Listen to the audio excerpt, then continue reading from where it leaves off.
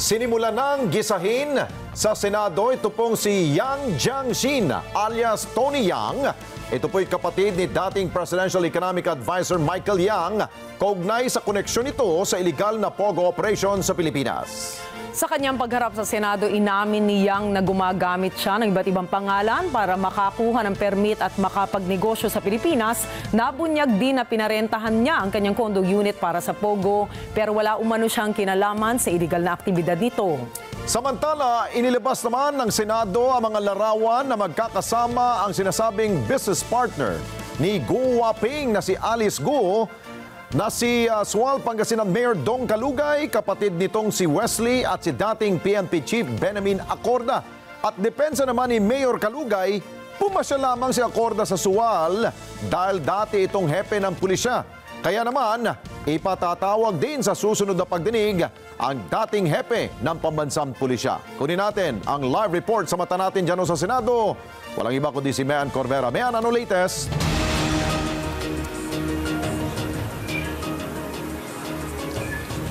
Alex, pinagbigyan ng mga senador kanina ang hirit ni dating Banban Tarlac Mayor Alice Guo na sumailalim sa executive session. Dito papangalanan niya raw ang mga sinasabing mastermind nitong illegal pogo operation at sinabi niyang wala siyang kinalaman sa pogo at isa lamang siyang biktima. Humarap na sa pagdinig ng Senado ang negosyanteng si Yang Jiangxian alias Tony Yang, ang kapatid ni dating Presidential Economic Advisor Michael Yang noong Duterte administration. Raise your right hand and repeat after me. Please state your name. Sa pagdinig ng Senado, inamin ni Yang na isa siyang Chinese national. Sa Fukien, China siya ipinanganak at mayroon siyang Chinese passport. Pero gaya ni na dating Banban Tarlac Mayor Alice Guo, late rin siyang ipinarehistro ng kanyang lolo para maging Pilipino. During that time, it was my grandfather who helped me come up with his birth certificate. And I'm not sure, maybe he did this for the convenience of the business here. Or Pogo related. Nang tanungin ng mga senador ano ang kanyang totoong pangalan, inamin ni Tony Yang na gumagamit siya ng iba't ibang pangalan gaya ng alias na Antonio Maestrado Lim na ginamit sa pag-a-apply ng iba't ibang mga Filipino documents para makapagnegosyo sa Pilipinas. Kabilang narito ang kanyang driver's license, tax return at lisensya sa baril. Because the initial intention of my grandfather is for me to start a business here. That's why I use an English name so that I can also apply for business permits, for other documentations that will be needed for the business. Nang tanungin saan niya nakuha ang mga puhunan para makapagnegosyo sa Pilipinas, ang sagot niya. Okay, so I could not remember clearly, but my grandfather, when I came here, he gave me around 600 to 800,000 pesos as capital for establishing these businesses.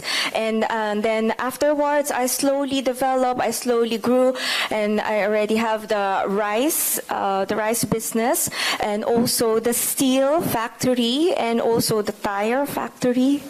Sabi niya, dati niyang pinarentahan ang kanyang condo unit para sa pogo pero wala siyang kinalaman sa illegal pogo operations gaya ng mga aligasyon laban sa kanya. Hindi nakakumbinsi ang mga senador dahil ang kwento niya malinaw na imbento lang gaya ng peking negosyo ni Alice Guo. Ayon sa mga senador, batay sa dokumento mula sa PAGCOR, si Tony Yang ang presidente ng Oro One na siyang service provider ng pogo na Sunway Technologies Inc.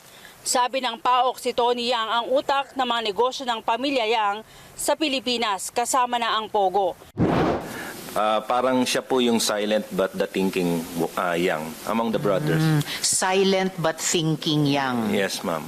Kasi po, ma'am, siya po yung parang nagpapatakbo ng mga businesses, ng mga Yangs. Pati Pogo businesses? Yes, ma'am. Pati po yung Pogo business niya. Even yung malalaking business nila na nasa Cagayan de Oro. Aling mga malalaki po ito? Yung Sanjan, Steel, nasa kanya po. And then yung hotel, and yung rice mill, lahat po, ma'am, nasa pangalan niya. Inilabas naman ni Senator Riza Hontiveros ang larawan ni Yang kasama ang kapatid na si Michael Yang at si dating Pangulong Rodrigo Duterte. Ano raw ang koneksyon niya sa dating Pangulo? Sabi ni Yang, nagkataon lang na dumalo ang dating Pangulo sa meeting ng mga negosyante sa Cagayan de Oro City noon at nagpakuha siya ng larawan. I am not very close with the former President Duterte and I don't have contact with him.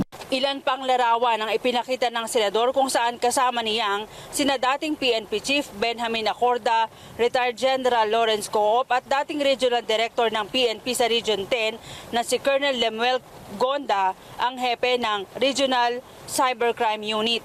Sagot niya na kilala niya lang ang mga opisyal sa Cagayan Business Federation. Photo is not actually a meeting. It was just us visiting the head of police in Cagayan during that time, who is seated in the center.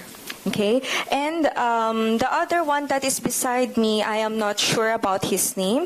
And there is also one that is Xiao Lu. Isang larawan pang inilabas ni Hontiveros kung saan kasama ni Acorda ang kapatid ni Alice Go na si Wesley at ang kanyang umunay business partner na si Suwal Pangasinan Mayor Dong Kalugay.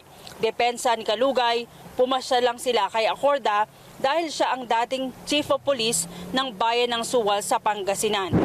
Namasyal po kami dyan, Your Honor, dahil siya po ay dating Chief of Police po ng Suwal, Ma'am Chair. Sino po ang dating Chief of Police? Si General Acorda po. Sa Suwal. Hindi naman imbitado sa pagdinig si Acorda. Sabi ni Alice Go, ngayon niya lang nakita ang picture. Good morning, Madam Chair. Wala po akong idea, ngayon ko lang po nakita yung picture. Sabi ni Senador Jinggoy Estrada, may nakuha siyang confidential information na nag-loan sa bangko si Kalugay ng 1 bilyong piso para ipambili ng chopper na iniregalo kay Alice at ipinungunan sa Pogo. At madalas makita yung mga pick-up vehicles ng Municipality of Suwal na may stickers ng Municipality of Suwal doon sa Municipality of Bamban. Ano ginagawa ng iyong mga service vehicles ng Suwal doon sa Bamban? Pero nanindigan ang dating alkalde na wala siyang negosyo o relasyon kasama si Alice Go. Alam niyo, these are public documents already.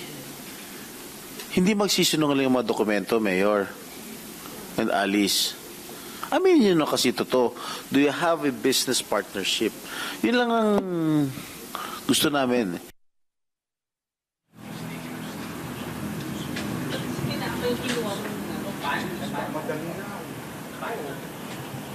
Alex, sa pagdinig kanina ay lumagda sa isang waiver si Mayor Kalugay para ipakita sa Senado at sa Anti-Money Laundering Council ang nilalaman ng kanyang bank records. Ayan ay para patunayan daw na hindi siya nagamit o nagpagamit kahit ang kanyang bank accounts sa umano'y money laundering activities itong illegal POGO operations. Ayon sa ating source sa Senado, Alex, ay may napiga naman daw sila kay Alice Go sa executive session pero tumanggi nga lang siyang idetalye dahil ito ay hindi pwedeng isa publiko. Sa ngayon ay hindi daw muna sasarahan ng Senado ang kanilang investigasyon dahil may mga testigo pa silang nais na ipatawag.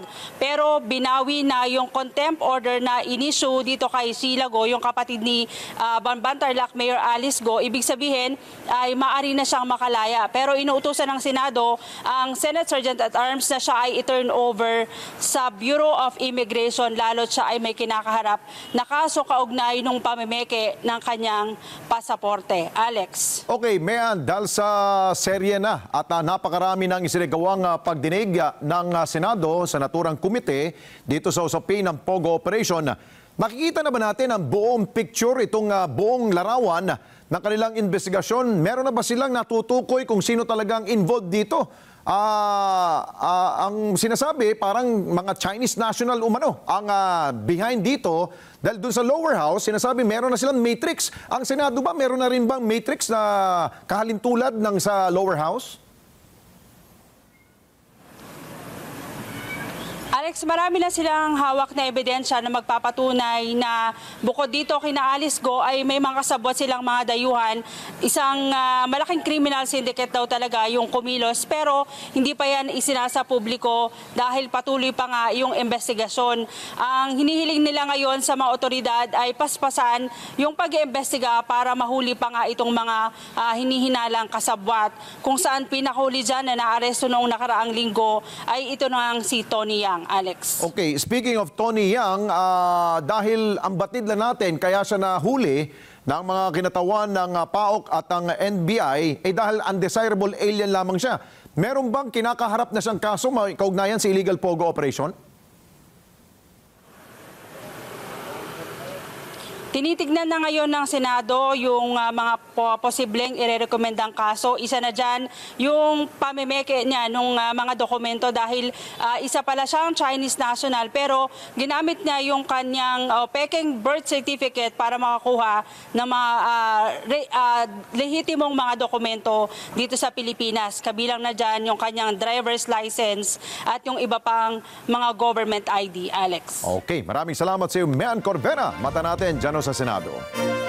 Maraming salamat sa inyo pong pagsubaybay sa Mata ng Agila Primetime. Para malaman ang matatag, matapang at matapat na mga balita, i-follow lamang at mag-subscribe sa @Net25 TV.